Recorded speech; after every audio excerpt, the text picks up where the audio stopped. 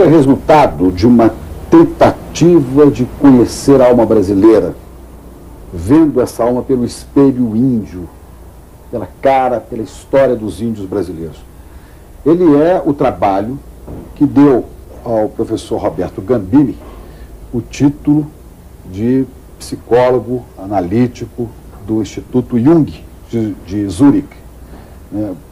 Roberto Gambini formou-se em Ciências Sociais na USP de São Paulo e fez Direito também, na PUC. Mas agora tenta, juntando esse conhecimento, entender a alma brasileira. Por que essa busca? O que te levou a isso? Em primeiro lugar, Chico, é um motivo pessoal, porque como eu passei por dois rios, o rio do pensamento social e o do pensamento psicológico, eu tinha que unir esses dois rios dentro de mim, senão eu seria um homem dividido que ou renegaria uma formação anterior. Eu não podia fazer isso. Eu tinha que juntar em mim duas visões, uma visão que olha para fora e uma visão que olha para dentro. Então, é uma tarefa difícil você juntar psicologia e história, a psicologia do inconsciente, a antropologia, mas se eu não fizesse isso, eu não poderia ser um terapeuta. E eu sinto no meu trabalho que quando eu tento conhecer uma pessoa, um brasileiro, ao mesmo tempo eu estou tentando conhecer o Brasil. E se conhecer e a mim mesmo. E quando eu estou tentando compreender esse país complicado de se compreender que é o nosso, eu compreendo as pessoas que vivem nele. Quer dizer, são duas portas. E eu defendo essa ideia que a psicoterapia, ela não pode ficar presa dentro de quatro paredes, como se você fizesse um laboratório onde você examina uma psique, uma pessoa em condições ideais. A pessoa está no consultório, mas ela está no mundo. Nós temos que entender as duas coisas, o mundo e aquele momento privilegiado da intimidade. Então, eu me localizo numa corrente, porque há várias pessoas, mesmo aqui no Brasil e em outros países, que tentam levar os conhecimentos acumulados nos últimos 100 anos pela psicoterapia também para cuidar das doenças do mundo. Quer dizer, as pessoas sofrem, mas o mundo também está sofrendo, o mundo está doente, a alma do mundo está doente, Então essa é quase que uma vanguarda da psicologia de considerar grandes entidades como portadoras também de sofrimento e de doença. É por essa razão. Eu sei que esse livro começou a partir de um sonho que um índio te contou. Conta essa história pra gente. Antes de eu me decidir a procurar uma formação analítica, eu fui participar de uma pesquisa de campo numa reserva indígena de São Paulo, que se chama Araribá, perto de Bauru. Nessas reservas de São Paulo, os índios Terena, ou Cangangue, ou Guarani, eles vivem como boias frias hoje. Quer dizer, tem muito pouco da vida indígena, eles tiveram que abandonar a cultura deles. É melancólico você visitar esses lugares. E o meu trabalho era um trabalho socioeconômico, quer dizer, era compreender a sobrevivência, a produção, as perspectivas de vida. E eu fiz várias entrevistas. E encontrei um homem chamado Jazone, um índio Terena, que era um homem muito equilibrado, muito centrado, muito calmo. E eu tive vontade, depois de falar de assuntos econômicos, de abordar uma questão psíquica. E eu cheguei para ele e falei: Jazone, você lembra dos teus sonhos? E ele falou: eu me lembro. Eu disse: você poderia me contar um sonho teu? E ele me contou este sonho impressionante, que eu vou te resumir agora, e que foi o estopim de um processo de pesquisa e de indagação e de curiosidade que me envolveu durante anos e anos e anos, e até hoje eu não abandonei isso. Quer dizer, eu estou há 20 e tantos anos voltado para essa questão de compreender a alma brasileira.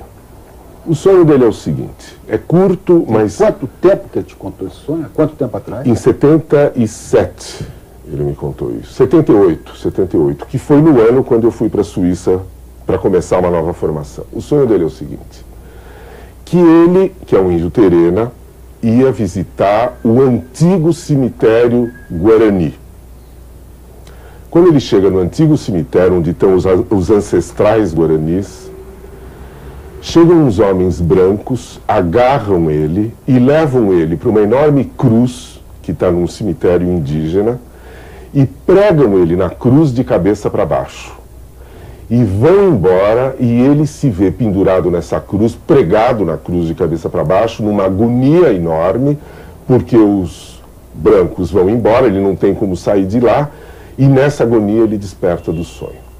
Bom, este sonho mexeu tão profundamente comigo que eu comecei um processo de pesquisa que uma parte eu dominava conscientemente, outra parte eu não dominava. Quer dizer, uma parte era da ciência social, que era a sua Uma especialidade. parte era da ciência social, que era compreender, enfim, o processo histórico brasileiro, qual foi a relação dos colonizadores com os índios, coisas que eu já conhecia e às quais eu voltei. Mas eu tinha que achar material para poder investigar essa questão. E o material que literalmente me caiu nas mãos foram as cartas jesuíticas. Quer dizer, as cartas escritas a partir de 1549 por Manuel de Nóbrega e os outros poucos jesuítas que vieram com Tomé de Souza para o Brasil. Quando eu achei aquelas cartas, eu vi que eu podia fazer uma leitura psicológica das cartas. Porque você lembra, na faculdade ou no colegial, a gente estuda assim, que um dos primeiros documentos da literatura brasileira são as cartas escritas pelos jesuítas, que eram homens cultos no Brasil. Depois da carta de Pero Vaz de Caminha, e do intervalo de 30 anos, ou um pouco mais, as cartas jesuíticas foram a primeira manifestação literária, digamos assim. Então, os estudiosos de literatura já analisaram as cartas, os antropólogos analisaram, os historiadores analisaram, mas eu queria analisar as cartas de um ponto de vista psicológico. E o que era exatamente isso? Eu coloquei a seguinte pergunta: será que estes jovens jesuítas, que eram soldados de Cristo, que vinham para o Brasil cheios de vontade, né, de propagar a religião católica, eles vinham destemidos, eles vinham cheios de fervor religioso, de coragem de enfrentar um mundo desconhecido? Que imagem de índio eles tinham na cabeça? Será que eles já vinham com uma imagem pronta na cabeça? Eu tinha que pesquisar isso. Então eu comecei a estudar as cartas, procurando todas as menções que eles fazem aos índios, porque logo de cara o Manuel da Nóbrega descreve os índios, em 1549. E daí para frente, se você for fazendo uma coleção, você vai formando um quadro do que é que os jesuítas pensavam sobre os índios. E o passo seguinte foi estudar como é que Inácio de Loyola treinava os jesuítas. E aí é uma coisa fantástica, porque o Inácio de Loyola tinha um método, que era os exercícios espirituais. E eu fui pesquisando daqui, pesquisando dali, e eu vi que aquele preparo era uma coisa extremamente psicológica, porque lidava com a imaginação. Então esses rapazes que tinham 18 anos, um era filho de um camponês, outro era filho de um fidalgo, eles tinham educações diferentes. Mas eles ficavam fechados dentro de salas de estudo, e nestas salas, através do método do Inácio de Loyola, eles desenvolviam na imaginação a figura do indígena, que já tinha chegado na Europa pelo Diário de Colombo e pelas cartas de Américo Vespúcio, que você deve se lembrar, foi um best-seller. Quando Vespúcio conta como é que eram os habitantes do Novo Mundo, aquilo teve várias traduções, várias edições, era uma grande novidade que serviu de inspiração para um monte de gente fazer arte, fazer teorias políticas, teorias filosóficas. Então, o habitante do Novo Mundo excitava muito a imaginação do europeu renascentista. Você quer dizer que quando o português e o jesuíta, quando chegaram ao Brasil, eles já tinham uma imagem pré-concebida do índio? Eu tenho certeza disso, e dá para documentar isso com o que vem falado nas cartas. E essa imagem é gravíssima. Aí eu comecei a entender o sonho do índio crucificado. Por quê? Porque o jesuíta, como ele é um soldado de Cristo, ele entende as várias religiões como uma guerra santa. Quer dizer, o cristianismo no século XVI, ele se considera o portador da verdade revelada e considera que as outras religiões estão no engano, estão na treva ou estão no reino do mal. Por isso que nas cruzadas os mouros foram perseguidos, os cristãos novos foram perseguidos. E no século XVI, na época das viagens, o cristianismo ele é uma religião vitoriosa. Ele expulsou os mouros, ele expulsou os judeus da Península Ibérica, e ele está no centro do mundo, se considerando portador de uma verdade indiscutível. E como o jesuíta, especialmente, encara o mundo religioso como um mundo de guerra, ele vê preconcebidamente o índio como fazendo parte de um exército inimigo. Que exército é esse? É o exército do demônio. Então, em psicologia a gente chama isso de projeção. Quer dizer, antes de conhecer o outro, eu já sei o que é o outro. Eu já tenho preconcebidamente uma imagem do outro. Então eu fui olhar, por exemplo, para qual é a pedagogia do padre José de Anchieta, né? Ele é visto como o fundador de uma pedagogia que pega meninos indígenas e transforma esses meninos, além de cristãos, em seres pensantes, porque eles aprendiam gramática, eles aprendiam latim, eles aprendiam música. Então é uma grande obra pedagógica. Mas se você for olhar o avesso disso, que pedagogia é essa? É a pedagogia do espelhamento. Quer dizer, pegar um menino índio e dizer assim, esquece que você é índio, esquece a tradição da qual você é fruto, esqueça tudo aquilo que constitui a tua identidade, abandone isto, rejeite isto, olhe para mim, mire-se em mim e queira ser como eu. Ora, nós sabemos hoje o que é essa pedagogia. Quer dizer, a pedagogia moderna faz a crítica disso. Você não educa ninguém, você destrói identidades fazendo isto. Então, eu fico incomodado de ver que se dá o nome de José de Anchieta para um monte de escolas públicas no Brasil, e, no meu ver, há um equívoco, porque não é dessa pedagogia que nós precisamos. Nós precisamos de uma pedagogia que crie identidade no Brasil, não que destrua a identidade através do modelo do ensinante, né? Hoje a gente faz a crítica disso. Agora, parece uma ousadia, uma heresia, a gente mexer nesses ícones da história brasileira, mas eu estou convencido que se a gente não tiver a liberdade de mexer nisso, a gente não avança na compreensão da complexidade que é o começo da história brasileira, porque ela é complexa e ela é trágica. Bom, mas onde é que está a sutileza da história? E por isso eu chamei meu livro de Espelho Índio. Por quê? Isto é típico da psicologia cristã. Um cristão, ele não consegue aceitar que ele é destruidor, que ele é portador do mal, que ele tem traços humanos demoníacos. Como ele não faz essa autocrítica, ele projeta isso em cima de alguém. Em cima dos árabes, em cima dos judeus, em cima dos negros que vão sendo contactados na África e em cima dos índios que são filhos do demônio. Então, os índios são condenados a carregar os pecados dos cristãos. Essa é a minha tese. E isso é uma crueldade. Por isso ele se torna um Cristo que vai para a cruz. De cabeça para baixo. Ele se torna um Cristo de cabeça para baixo. Mas não é... Por que ele... Se ele não é filho de Deus, por que ele tem que fazer a mesma coisa que o Filho de Deus fez? É até contraditório. Mas os índios de cara tiveram que ser punidos por serem os portadores do mal. Bom, para fazer esse trabalho, como é que ele foi feito? Quer dizer, ele teve estudo das cartas dos jesuítas, ele teve estudo... De livros de história, de livros de antropologia, de livros relativos à Companhia de Jesus, aos exercícios espirituais, teve pesquisa de campo. E você aí no meio dos índios, não se sentiu um pouco europeu?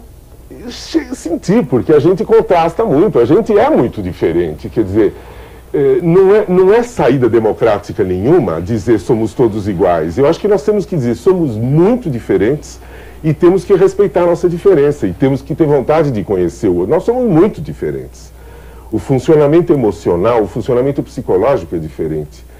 E eu percebi, por exemplo, que índio, ele tem uma maneira de olhar para você que ele está inteirinho com você, ele está inteirinho na tua frente, ele não tem segundo os pensamentos. É uma coisa que a gente fica... Você não está acostumado com isso. É uma imediatez dos sentimentos deles, né? A alma brasileira ainda pode resgatar alguma coisa disso, da alma indígena?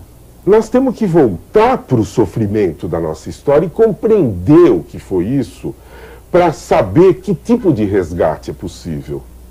Eu acho que é uma enorme tarefa de resgate. Veja, a Igreja Católica, nos últimos tempos, e o próprio Papa, adotou uma postura de pedir perdão. Então, eu li pela imprensa o esboço de um documento da CNBB, que eu tenho a impressão não foi ainda publicado, mas deve ser logo. Uma coisa muito corajosa, porque os bispos do Brasil estão dizendo que eles reconhecem que Manuel da Nóbrega, José de Anchieta, os evangelizadores, eles erraram porque eles destruíram uma religião. Quer dizer, é um amadurecimento da Igreja Católica ela chegar a esse ponto e dizer: não se cria uma postura religiosa destruindo uma postura que existia antes. Quer dizer, é um amadurecimento ético. Mas eu pergunto, basta simplesmente enunciar um pedido de perdão? O que é pedir perdão? Eu acho que a gente tem que trabalhar um pouco essa história. Por exemplo, pedir perdão seria criar uma bolsa de estudo para todos os jovens de descendência indígena que quisessem estudar. Então, o governo brasileiro criaria uma bolsa de estudo para os descendentes de africanos e os descendentes de índios, como que para pagar por algo que foi feito a essas populações, e daria uma bolsa de estudos para que eles se educassem, compreendessem a cultura, estudassem o que eles quisessem estudar e tivessem uma educação garantida.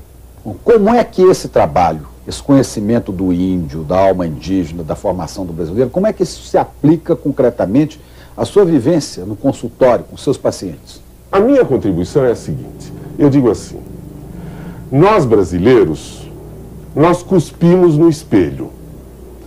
Nós ficamos confusos entre o que tem valor e o que não tem valor. Muitas vezes a gente joga fora o que tem valor e importa valores de fora porque a gente acha que não tem valores próprios. Isso gera um complexo de inferioridade. Quer dizer, não é que a gente seja inferior, a gente se sente inferior. E o que nós fazemos com o complexo de inferioridade? A gente fica se espelhando nos holandeses, nos alemães, nos escandinavos, nos americanos, né, tentando dizer, não, nós também temos PhDs, nós também temos grandes homens, mas a nossa referência está lá. Ora, você não trabalha um complexo de inferioridade olhando para o outro, você tem que olhar para os valores que você negou em você. O brasileiro, ele tem uma tristeza que já o Paulo Prado falava e saiu de moda, mas agora está voltando. O brasileiro, ele tem uma melancolia que, para mim, advém da negação do seu próprio valor. Diz a música de Toquinho e Vinícius de Moraes que nós viemos de 3 raças muito tristes, é por aí? Os nossos poetas formulam isso bem, mas os nossos intelectuais, eu acho que ainda não foram. Os pensadores no Brasil, eu acho que essa questão, ela não está bem formulada. Quer dizer, qual é a dor de ser brasileiro? Qual é a dor de ser brasileiro? Eu acho que a dor de ser brasileiro é que a gente não vê reconhecido o mérito, o valor, a grandeza. Onde que está isso? Isso é negado cotidianamente, quer dizer, as pessoas são desrespeitadas. A opinião da pessoa comum não é levada em conta. Aquilo que as pessoas conseguem com o seu esforço de vida não é enquadrado de um modo devido, porque não é para fazer elogio, não é levantar o ego, não. Valor precisa ser reconhecido. Quando você confunde valor com desvalor, você cria uma identidade vesga.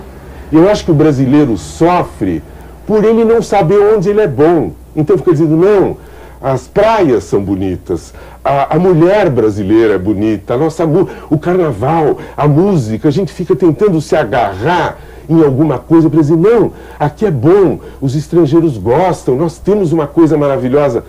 Mas o que é importante que seja maravilhoso é a nossa alma. E a nossa alma é uma alma híbrida. O hibridismo na alma é tão importante quanto o hibridismo na genética. Quer dizer, os geneticistas estão dizendo, o futuro está com os povos que têm um pool genético variado. Então nós temos que olhar essa história de novo. Nós temos que fazer uma releitura dessa história, porque a história, ela estigmatizou, né? As pessoas que têm sangue índio no Brasil, e você vê pelo olho, você vê pelo cabelo, elas não mencionam, e se for uma pessoa mais trabalhada, ela pode até dizer, eu me orgulho de ter uma bisavó que era índia. Daí você fala, de que etnia? Eu nunca encontrei alguém que soubesse dizer de que etnia indígena era a bisavó, o bisavô. Diz, era caboclo, era bugre, era... não tem nome. Mas cada etnia é um povo. Quer dizer, se você disser que era Caingangue, no noroeste de São Paulo, é uma coisa. Se você disser que é Guarani, é como dizer que era alemão ou que era espanhol. E você fala, não sei, era bugre, era essa coisa. Então, no Brasil, tem um buraco negro que suga as identidades, vai virando tudo a mesma coisa. Você vai, lá o meu avô era português, ele foi para Minas Gerais e ele se casou, claro, com uma... Mas essa índia com quem tem o avô português é uma anônima. É uma anônima, não adianta você dizer, eu quero estudar a minha ancestralidade. É a mãe índia... Não, jamais. Origem. Não se usa essa expressão, não tem estátua para mãe índia, essa expressão não se usa, a mãe índia, né? Não se usa essa expressão. O Terena, sim, que teve o sonho, sim, que te fez iniciar esse estudo, está lá, ele crucificado tá lá, de sim, cabeça para baixo. Sim. Depois de estudar tudo isso, depois de fazer esse livro, o que você tem a dizer para o Terena? Eu estou pensando em ir para lá, bater na porta dele e dizer, Jazone, você lembra de mim? Você lembra que você me contou um sonho? Eu fiz esse trabalho por causa do teu sonho. Eu acho que com isso, pelo menos eu vou tentar dizer para ele que eu respeito profundamente o sonho dele, que o sonho dele tem dignidade e o sonho dele é profundo e fala muito sobre todos os índios, que, portanto, os nossos índios que estão vivos no Brasil, eles estão psiquicamente vivos, e se eles forem respeitados, se eles forem ouvidos, há material humano precioso que pode ser trabalhado. Então eu queria levar esse livro para ele e queria dizer para ele, eu sei o que significa a imagem de você estar crucificado, porque você e todos os índios tiveram que pagar por um pecado que vocês não cometeram. Roberto Gamelho, muito obrigado. Eu que te agradeço, Chico, pela oportunidade de me deixar falar livre e solto desse jeito. Muito obrigado.